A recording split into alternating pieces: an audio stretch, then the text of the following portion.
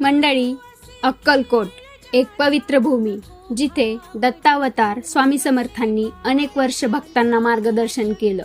त्यांच्या दर्शनाने आणि कृपेने हजारो लोकांचं जीवन बदललं. एक दिवस स्वामी समर्थ नेहमीप्रमाणे शांत बसले होते, पण त्या दिवशी त्यांच्या चेहऱ्यावर काहीतरी वेगळं तेज होतं. जणू त्यांना सगळं माहीत होतं आणि त्यांच्या डोळ्यात एक गूढ शांतता होती. हळूहळू त्यांनी आपल्या जवळच्या भक्तांना बोलावलं आणि शांतपणे म्हणाले, आता आम्ही जातो, पण भिवू नका, मी तुमच्या सदैव पाठीशी आहे. हे शब्द ऐकताच भक्तांच्या मनात धक्का बसला.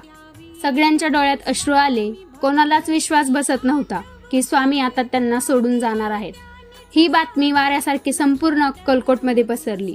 गावातील लहानांपासून मोठ्यांपर्यंत स्त्री पुरुष सगळे स्वामींच्या दर्शनासाठी धावत आले.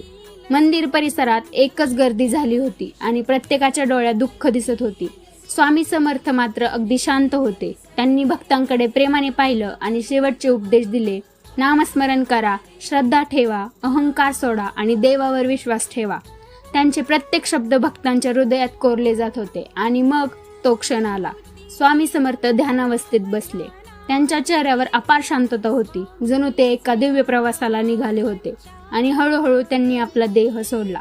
त्या क्षणी संपूर्ण अक्कलकोट शोकसागरात बुडाला. भक्त रडू लागले, पण त्याच वेळी एक दिव्य शांतता सगळीकडे पसरली. आजही अक्कलकोटमध्ये त्यांची समाधी आहे, अक्कलकोट स्वामी समर्थ मंदिर, जिथे लाखो भक्त दरवर्षी दर्शनासाठी येतात.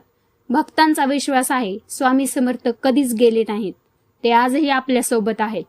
फक्त एकच वाक्य लक्षात ठेवा, ते म्हणजे भिवू नकोस, मी तुझ्या पाठीशी आहे. मित्रांनो, आज स्वामी समर्थांची पुण्यतिथी आहे, तर स्वामी समर्थांचं नामस्मरण नक्की करा. धन्यवाद.